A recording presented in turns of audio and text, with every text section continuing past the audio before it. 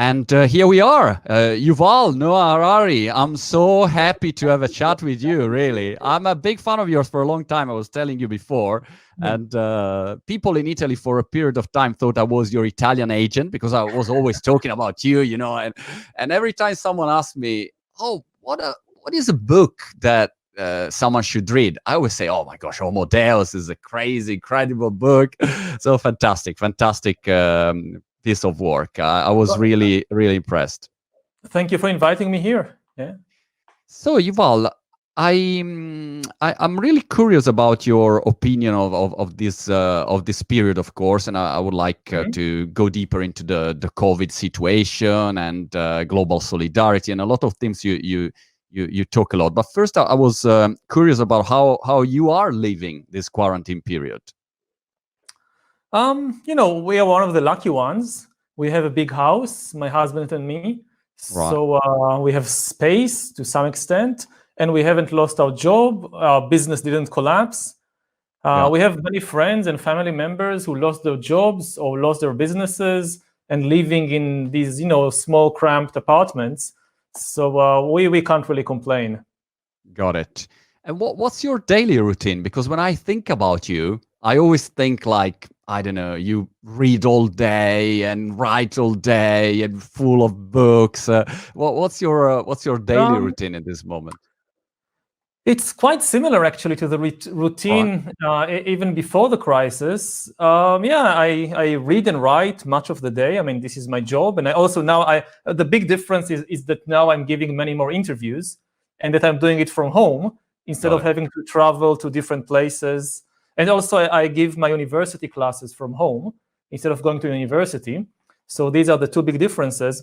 But otherwise, my work routine is the same. I still meditate 2 hours a day. I go for a walk in the nearby wood. It's pretty similar. The thing I miss most is probably meeting friends and family. Got this it. Is the most difficult thing. Did you start these virtual meetings? No, I have these, like many other people, I have this Zoom fatigue or screen fatigue. I mean, I talk a lot on the phone. And I find that the phone is somehow easier and even more intimate than trying to connect through the screen. You don't have to make this. You don't have to put on clothes and then shower in advance of the meeting. You can just pick up the phone and you can focus entirely on the audio. You don't have this kind of trying to recreate an intimate meeting on a two-dimensional screen, which is I find quite difficult. Yeah, that's a good point. By the way, you always have done a lot of events, a lot of speech, keynotes, and interviews in physical events.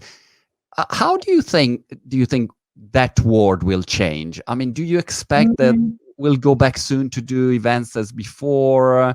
Do you expect big changing that? I think that these kinds of things will return, maybe not exactly to where they were before, but they will return. I mean, human nature has not changed, and humanity has gone through much worse epidemics before and much bigger crises before. And humans are social animals. We need the contact. We need the physical contact. Now we feel it even more than before. So I think some things in the world will change quite dramatically, including in the job market and in relationships. But the basic human need for social gathering and contact, this will not change. So I think that within a few months, maybe a year or two, we will again have these mass events.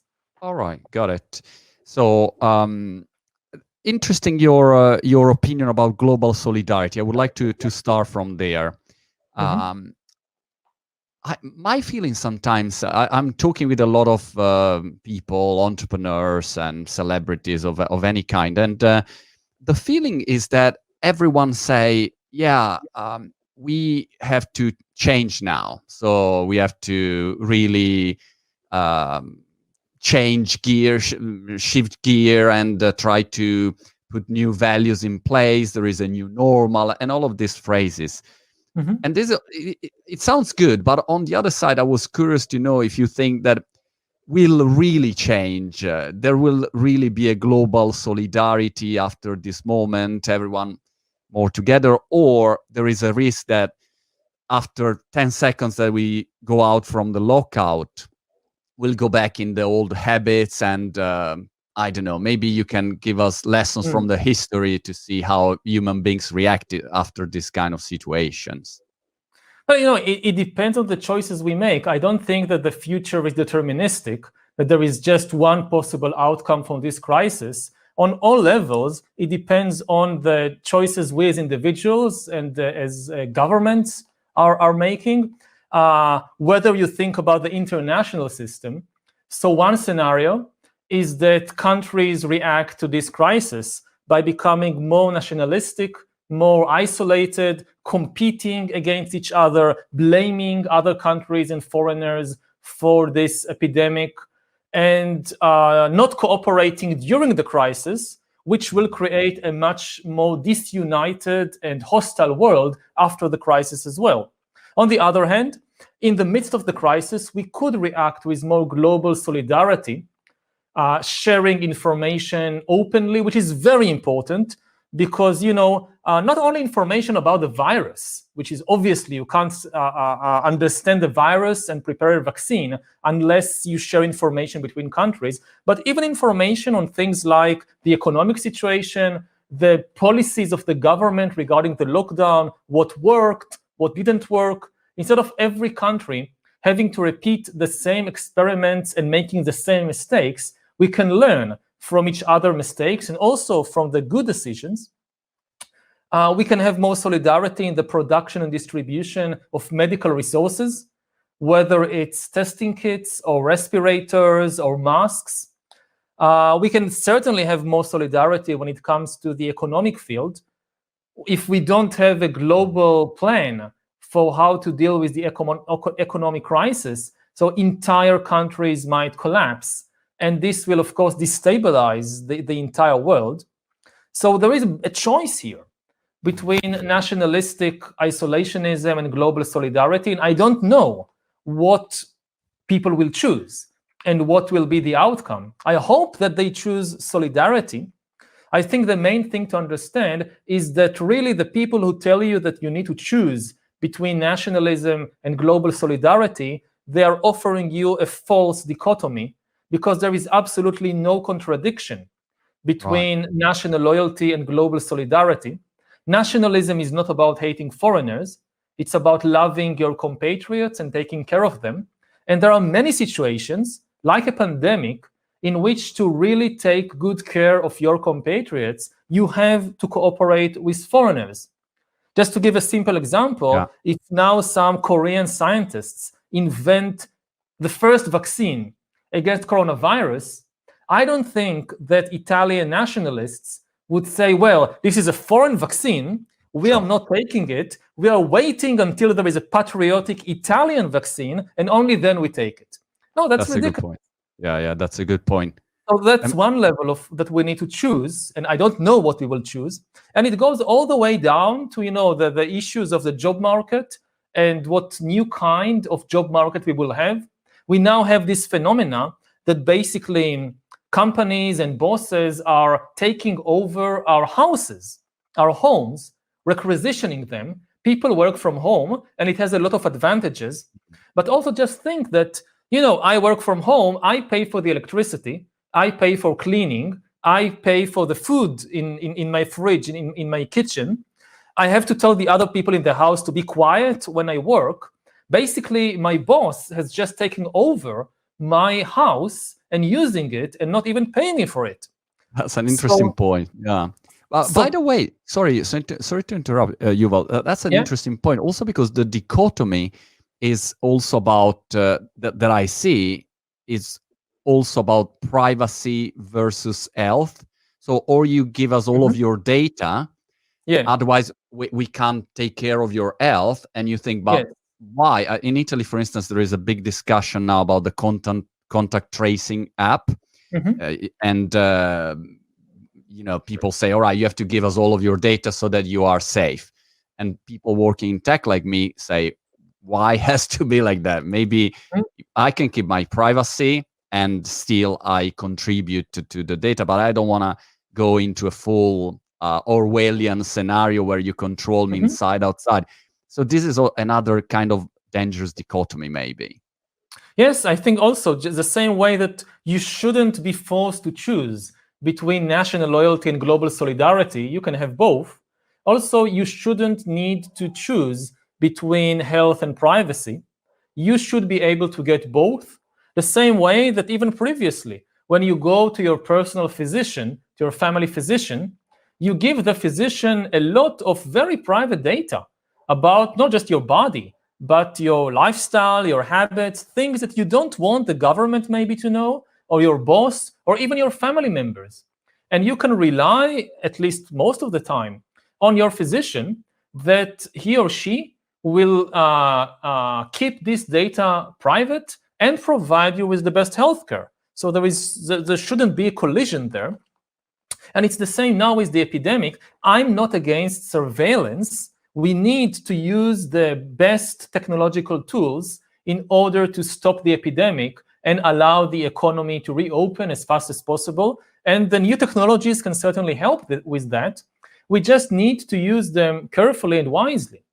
I mean, one guideline should be that the data should not be collected by the police or the security forces.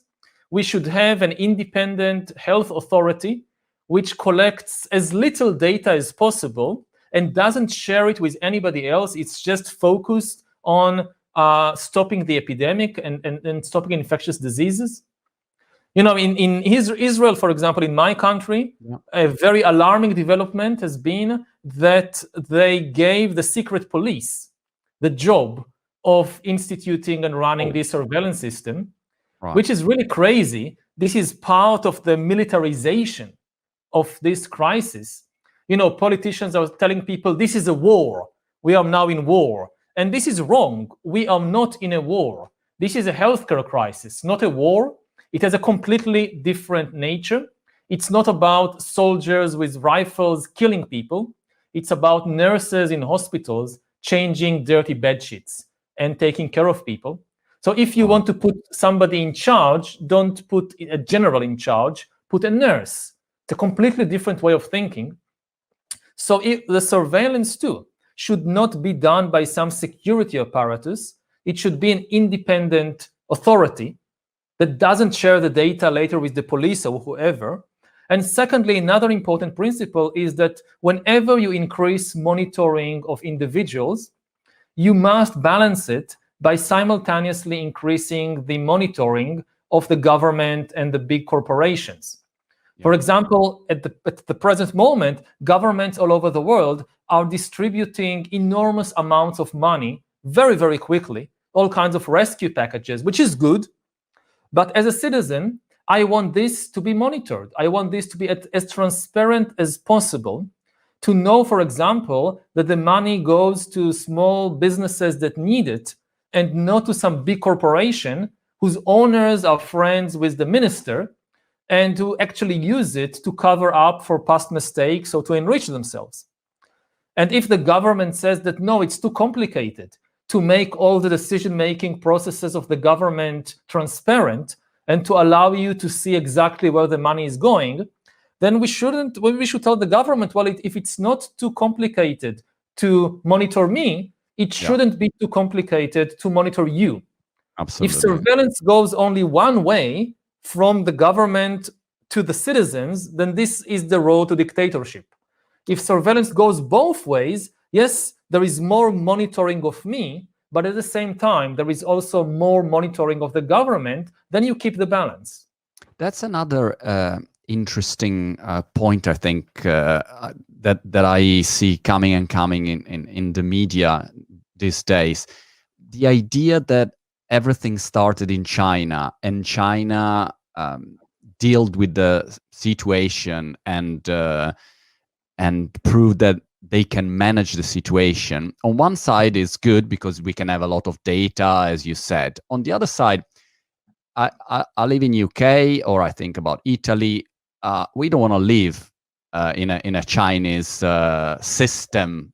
Mm-hmm. You know, we want to live in a democracy. So it's good to have the data, but I think there is a discussion there why should we go into a non-democratic state to fight against this crisis when we can maybe work with all the data we have, but keep our democracy and be aware that we don't fall into a totalitarian state. So, and I think there's probably another dichotomy there, and there is a push to say, no, let's go into full control, full system like the Chinese did because they did it right. But maybe you can do it right in different ways. I don't know what you think. Yeah, I mean, first of all, the initial handling of the crisis by the Chinese state, we don't have all the data exactly what happened in the first few weeks, but there are indications that the handling of the crisis was far from ideal because of the nature of the Chinese system, that there is so much control from above that it made it possible to suppress information for a while, which was inconvenient for, I mean, nobody likes to receive bad news. And in an authoritarian system, to some extent, the people at the top can suppress bad news from spreading. Whereas in a democracy, even if, say, I don't know, the president or the prime minister threatens some officials, the data, the information, the news can leak out through some independent journalist. So it's much harder to hide things. And there is a big debate about what actually happened in the first few weeks. And of course, I don't believe in any kind of conspiracy theory that this was an intentional thing or a laboratory. No, absolutely not. But the question is whether, when the outbreak began with a few people, if it was a more open society and information flowed more freely, whether it would have been possible to notice the danger earlier and stop it when at that stage. Of course, once the epidemic started spreading, the Chinese reaction of the Chinese authorities was very efficient. Certainly, when you compare it with the chaos that you see in places like the United States or like the UK. However, I don't think this means that dictatorships or authoritarian regimes are inherently superior in dealing with these kinds of crises. We have a lot of examples of democratic countries in this crisis dealing with the epidemic at least as efficiently as the Chinese. If you look at East Asia, then South Korea and Taiwan, which are both democracies and remained democracies throughout the crisis, arguably they have dealt with the epidemic even better than mainland China. You look at New Zealand, you look even in Europe, you look at the country like Germany or like Greece, they did far, far better than the UK or the United States. So the problem is not with democracy. The problem is with certain governments and certain politicians making the wrong decisions. The big advantage of democracies over dictatorships is that in a democracy, if the government makes a wrong decision, a mistake, it's much easier to notice the mistake, admit it, and try something else.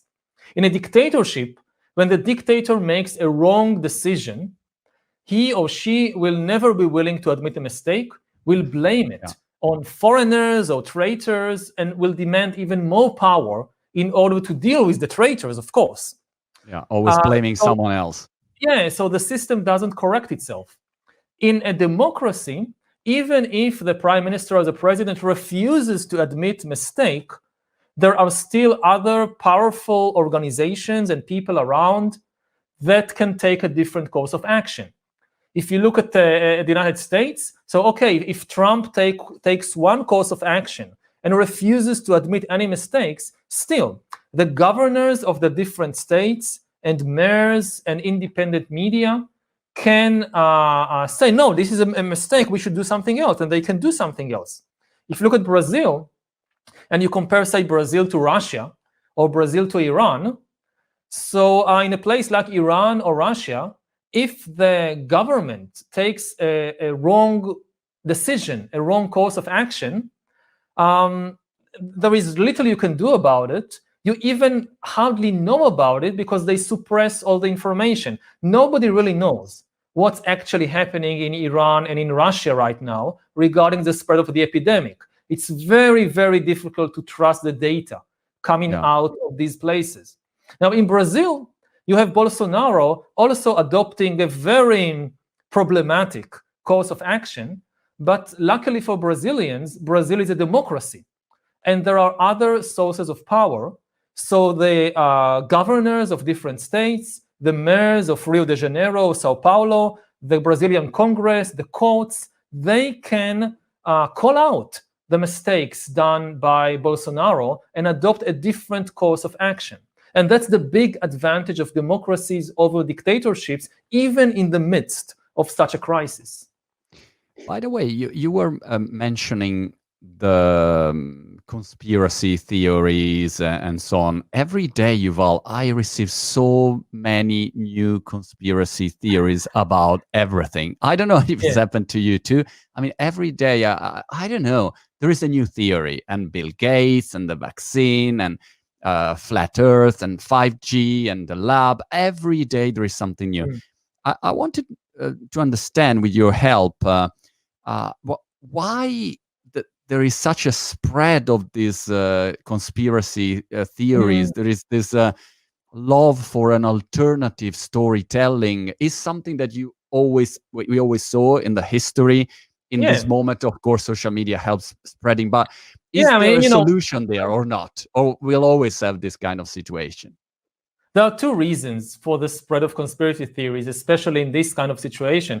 First of all is that people tend to blame their own problems on others, on foreigners, on minorities. We do it as individuals. We always blame the neighbors or my husband or my wife. I'm perfectly okay. He or she, they did something wrong. This is why we have this mess. So it's also on the level of epidemics, this tendency to blame somebody else and think there is a conspiracy. And, we look at the Black Death that spread in the 14th century. So throughout Christian Europe, there spread this conspiracy theory that the Black Death was caused by Jews, a conspiracy, an international conspiracy of Jews to poison the wells of Christian communities. And they tortured several Jews in Europe and extracted confessions that people said, yes, we poisoned the wells, there is an international conspiracy. And this spread all over Europe, and there were huge pogroms in Germany, in what is today Switzerland, in Spain, in France, massacring entire communities because of this conspiracy theory. So what we see today with, like in India, blaming that the Muslims are deliberately spreading this coronavirus to hurt the Hindus, this is not something new. This has been long, long before in history. And the second reason why you see this spread of conspiracy theories is because, the human mind is lazy. It searches for simple stories. And the truth is complicated. Scientific truth, one of the hallmarks of scientific truth is that it's quite complicated.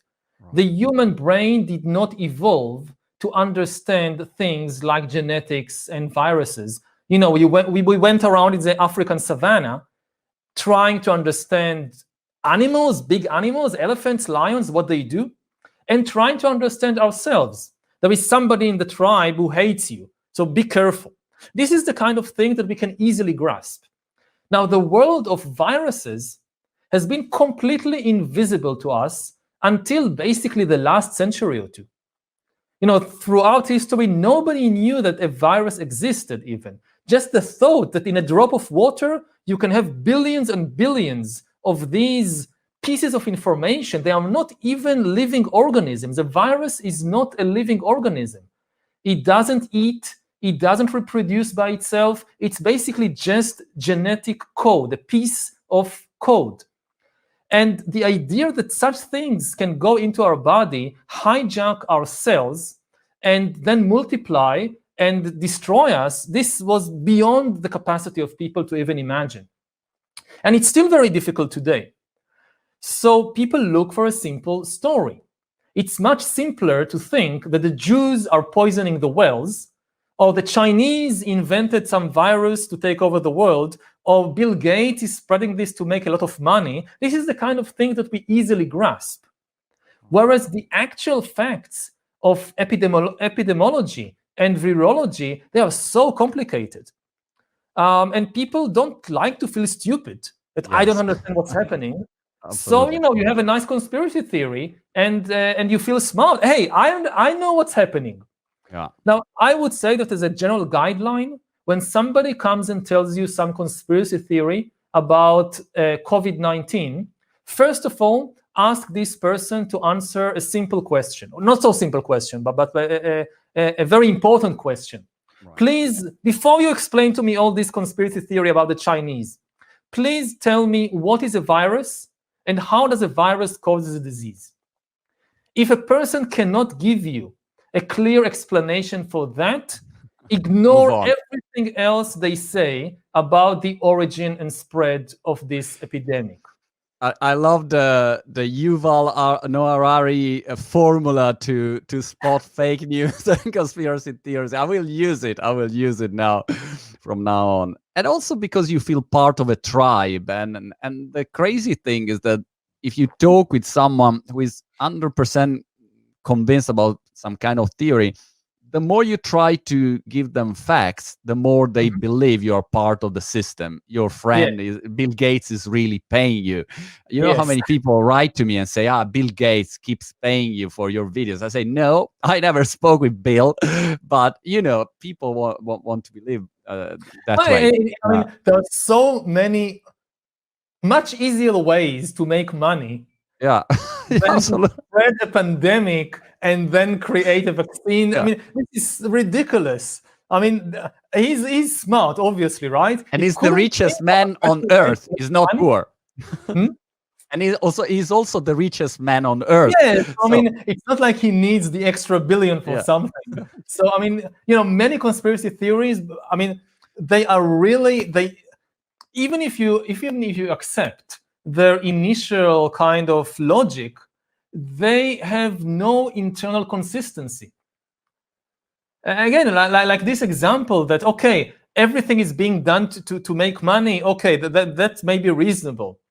But the idea that somebody could plan such a thing in advance, foresee I mean, you plant a virus somewhere, and you foresee how it will develop for months and months, and create this scheme to make money out of it.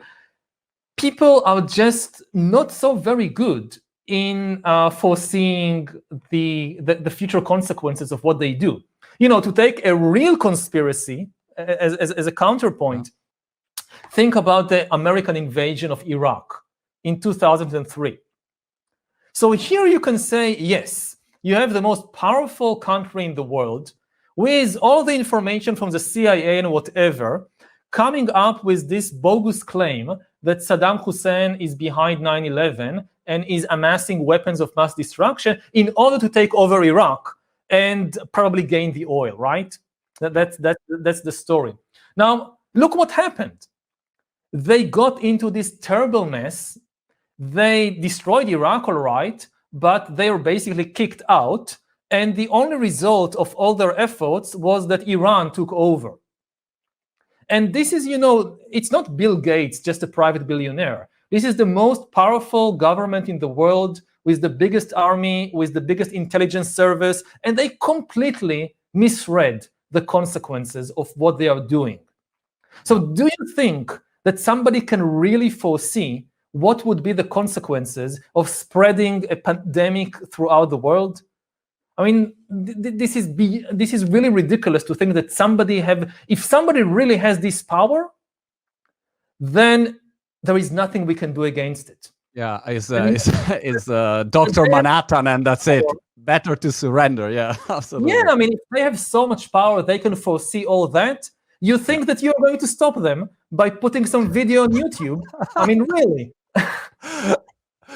On the other side, Yuval, it's interesting that science now is back on the pedestal after, I mean, many years of considering science yeah, whatever, I have my opinion, you have your facts, my opinion is has the same value of your scientific facts. But now, if you look on the television, only top scientists Yeah, about vaccine and virologists speak, which is a good thing, because yeah, it's very good. we should go back to check the facts and not random theories. Do you think that it will stay, this scientific approach, scientific Mm, mentality, or it I will hope fade so. away? What do you think, Yoso?